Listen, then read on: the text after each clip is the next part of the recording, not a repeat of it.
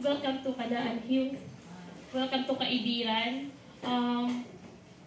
Hino po din ang taga-Kaibiran nga OFW nga ani po yan na. Ano nga barangay ka po, ma'am? Kaulanghan. Ikaw na po nga usa. Actually, may na po programa ang DSWD, under DSWD nga additional program nga gitatawag nga livelihood. Lag po ang tawag nga iya. So may na po iya 15,000 nga pangkabuhayan or for additional na pangkabuhayan para by sector po kasi tiya gipipili po tiya nga sector, may gipipili nga sector nga tatagaan po para ito nga livelihood.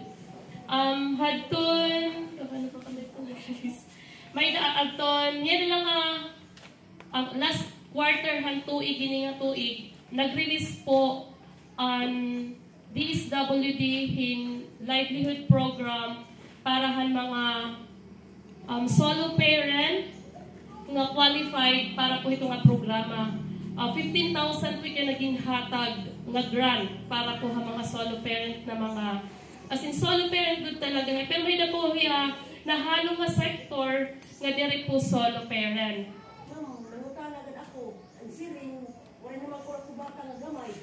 Opo ma'am, may qualification po as a solo parent nga may naka talaga bata nga kung anong ito bagan estudyante pa yan po ito kailangan diriya 17 below qualified ka po para ito nga sector. Pero siguro nga na po ng munisipyo may na po ito nga programa. Actually, gipo-propose po ito yung DSWD. Tapos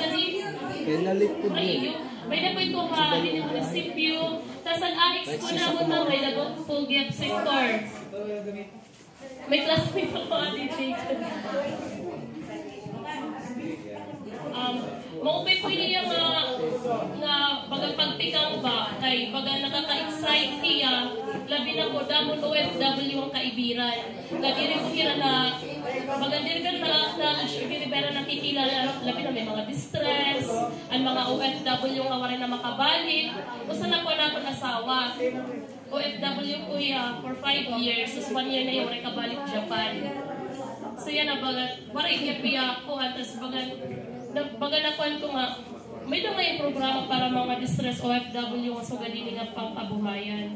So baga, nagkalog ako ng encouragement liwat nga, sana, kay peso man, bago lang kasama na-designate. Tapos, baga, damo na ba na ako na, damo ngayon kaluganayan, ang gobyerno nga, kailangan nga sudlon naton, dili lang kita ko ay bagan kulang na makitahan knowledge kung ano nato niya ipanukala o ighatag nga programa para matumangin ang hanglan.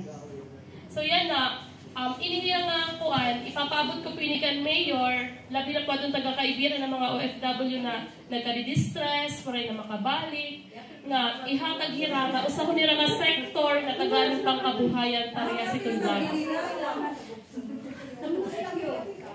Damo ko nga salamat, amo lopod.